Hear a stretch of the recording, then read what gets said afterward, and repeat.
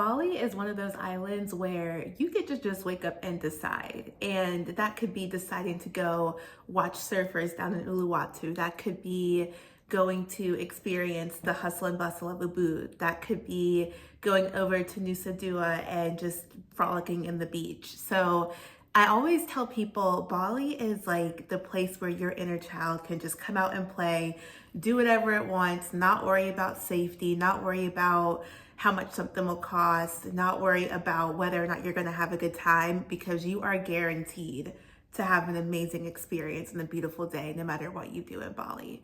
If you're new here, my name is Brienne and we are going through all of my 2025 travels, and I wanna just share insights, lessons learned, advice, my own experiences in hopes of helping you feel like traveling the world is a bit more attainable, and just you'll have a bit of advice around what to do and what not to do if you are planning to go to any of the countries that I am speaking about during my 2025 travel diaries. So let's get into the one and only Bali.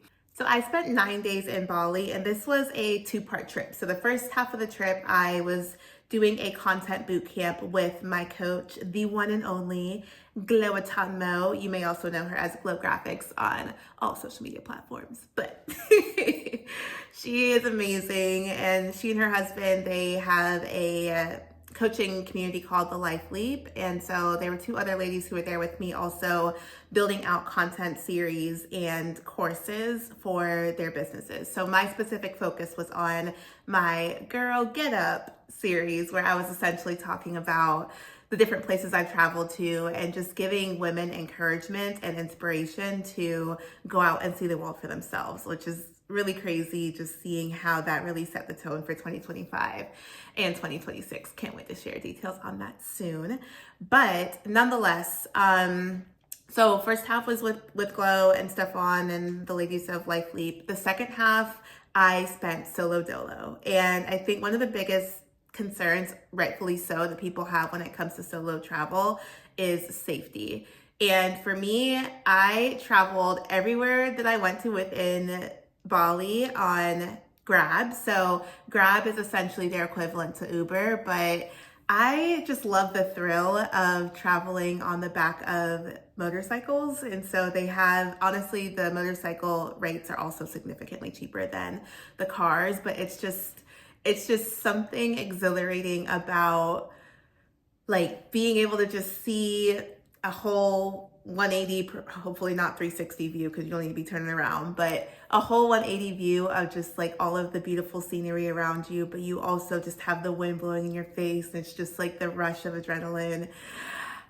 Most of my rides, I was wearing a helmet, and I will say, like, I really had to check myself after I caught myself on the highway without a helmet, and I was like, hey, sir, like, can I put on the helmet? And they do provide them, which was super helpful. But safety from a transportation point of view was never an issue.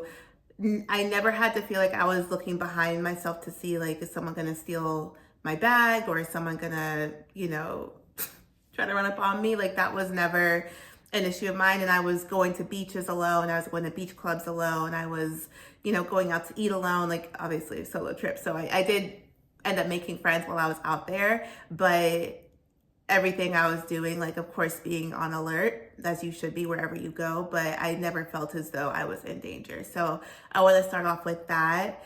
The next thing I'll share is when it comes to Bali, it is truly like an adult playground. And what I mean by that is you have access to doing like whatever your inner child desires, whether it's running through rice paddies and actually planting rice, which I did the first time I was in Bali in 2024, whether it is just getting a facial and a massage, because, those services are really inexpensive in Bali compared to the US, or whether it is going to the beach and just like actually getting in the water or watching surfers from the beach bars. Like, you can literally do whatever you want. And I think there's a level of excitement with that where you don't have to worry about your safety. You don't have to worry about cost to an extent. Like, there are some beach clubs that were OC taxing, but for the most part, it's like, oh, that's all I gotta, it's just paying for a meal. Like, that's nothing.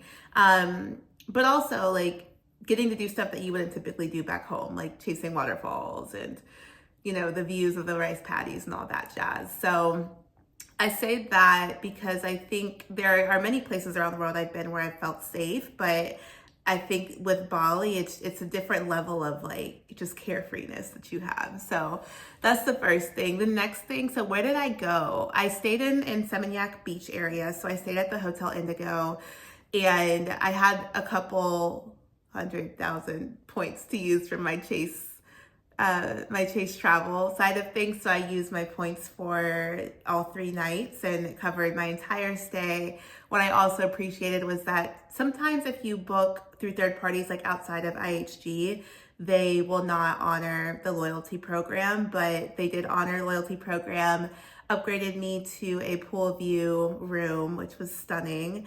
And I think breakfast was like $42 total for 3 nights, which is a steal. And it was buffet, like all you can eat. So if you haven't watched any of my Thailand videos, in those videos I talked about how I try to have breakfast later in the day when it is like an all you can eat type of thing, so that it technically is my breakfast and lunch, and then I just have to worry about dinner. So it was very much giving brunch daily, and I definitely overate, but she was just enjoying her best life. So stayed in Seminyak Beach, but I will say that beach is not, I wouldn't go to Seminyak just to get in the ocean. The sunsets there are stunning, but if you want a good beach where, you do see like the turquoise crystal clear waters, Uluwatu is where I did a full day extravaganza and went to 3 or 4 beaches down there. And I think what's cool about Uluwatu is you can watch the surfers if you are in a specific corner of Uluwatu, and it's of course not safe to swim within those sides of the of Uluwatu, but then you can also go to other crevices where the rock formations are essentially blocking off a lot of those like more aggressive waves, and you do have I would say you have calmer waters, but they're not going to be like the type of calm waters that you see when you're on the east side of the island. So I did spend a full day in Uluwatu, as I mentioned, watch the surfers, did a bit of swimming while the tide was high, and then also went to a beach club that was so much fun. I typically do not go to beach clubs, but I had just seen this one, what was it called? It'll come back to me, but cabron? It was some word that is not good in Spanish, but my husband was like, wait, there's actually a place called that. I'll probably link it. Let me write that down. I'll be sure to link it. But what was interesting was I ended up meeting this girl from Nebraska. And when I told her I was traveling solo, she was like, wait, you're here alone? And I was like, yeah, I solo travel all the time. And I'm very mindful around like who I share this with, but she just came up to me and was like, you're so beautiful. Like I saw that you were all alone. Like, do you want to come hang out with us? And I was like, yeah. And I think that's one of the fun things about solo travel is like, you do get to meet people that you wouldn't typically meet. And we ended up spending the rest of the night together. She was there with her boyfriend, and they had a section, and I honestly was in the pool taking pictures of the sunset because it was out of this world. Uluwatu is also a really good place to check out for their sunsets as well. But yeah, I was watching the sunset and I was gonna head home, and she was like, no, like come hang out with us. So that was a lot of fun. We were one of the last people to leave. Like, they stopped serving food and all that jazz by the time we left. But speaking of food, I actually went there for dinner. That's the gag. When I originally booked my my reservation, it was like for the inside part of, I'm pretty sure it was called Cabron. But let me see if I can just find this really quick. Cabron. Okay, yes, confirming it was called El Cabron. And so I went there while the sun was still up, went there for dinner, and I just wanted to catch the sunset and then head home. But her name was Jenna. She was like, no, Brie, like just come hang out with us. Like we'll have a good time. And they did have some live music, which was really cool. It was just a very unique, like once in a lifetime kind of setting. And so it was this beach club, and the pool was depending on the angle you were shooting from, it looked like an infinity pool. And then you have the ocean of Uluwatu behind you, and then you have the sunset behind it. And it was just stunning. I'll have a video, like a vlog of my Bali trip on day 7 of this week. So each of the countries, I'm doing a full 7 days worth of like things to know, things to watch out for, things to get excited about for each of the countries. So be on the lookout for that. But yes, with that night, it was just like so serendipitous, and I still chat with her. Like, we're still friends on TikTok. So that was cool. So after Uluwatu, the next day I went over to Nusa Dua because I didn't feel like I got my full beach fix. And I wanted to go to a part of the island where the waves were a lot calmer and I could literally just like, you know, have coconut water in my hand and just like enjoying the vibes and all that. So Nusa Dua was about 45 minutes out from Seminyak on the way out, but on the way back, it was like less than 30. So I think there may have been traffic when I did go, but they have a few beach clubs over there as well, but I didn't feel like it was worth the money to go to those ones. So I just rented a beach chair and, you know, they had towels and all that jazz. And that is, I will say, out of all of the parts of Bali I've gone to, that side was definitely the most like westernized, if you will. There was a Ritz over there, if I remember correctly. And it is a bit pricey on that side. So I didn't I didn't go out and eat anywhere. I had like my brunch and then went out to the east side and then came back. So it's cute for like a couple hours and then get your butt back over to the fun side of the islands. And one of the things that I loved about Bali is like this whole concept of wake up and decide. Like Nusa Dua, for example, that was not on my must see, must do list. But after the time I had in Uluwatu and being like, actually, I want to go, you know, dilly-dally in the beach a little bit more, and just being able to just have a slow morning, grab some late breakfast, and then go enjoy the day. It's hard to explain just like the freedom and the liberation that you feel when there's no agenda. Like you just do whatever your heart desires. So loved that. Service is, I will say, like whether you're at restaurants or whether you're at hotels, I'll give an example. So my first night at the hotel, in Hotel Indigo, there must have been a new server or something, but I waited almost an hour for my food. And granted, like I'm enjoying the views, I'm people watching, I'm watching the sunset. So I wasn't pressed to like get my food in like 15 minutes, but I did watch other couples come sit beside me, or not beside me at my table, but like come sit at tables beside me, get their food, chop it up with their waitress or waiter, and then dip. And so I, of course, you know, raised it to one of the waiters because I literally never saw my waiter again after I ordered my food. And so it ended up being one of the managers. And I was like, hey, I've been waiting for almost an hour. And he was so apologetic, like, oh, what can we do to make it right? Like, can we give you dessert? We'll comp your food. And even went as far as to saying that they would pay for my meals the next day. So anything I charged to the room, it would be taken care of. And my last full day, they were like, we'll also offer you high tea. So they do these Sunday afternoon high teas where it was a beautiful spread.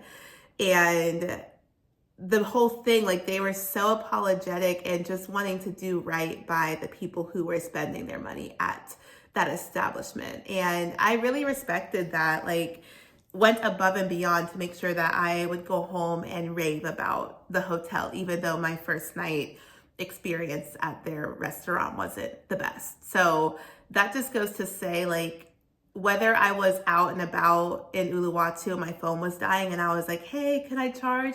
If you do that, you know, in some parts of the world or even like some parts of the US, like people will just be stingy. I've experienced it myself, but they're like, oh yeah, come charge. And it's just like you leave your phone in their charger and you can go sit back down and watch the surfers in the water. Like you don't have to worry about people trying to, you know, basically take advantage of you, or you come back and your phone is gone. Like just really good people, the Indonesian people are. So Yeah, have not had a single bad experience with them, whether it was the first time I went in 2024 or when I went solo in 2025. They just are such pleasant human beings as a concept. And then one of the last things I'll leave you with is the fact that the personal care, like whether it's massages, whether it's facials, like that industry in Bali is top tier. I remember in 2024 when I first went and saw how inexpensive it was to get a massage, like a 90-minute massage.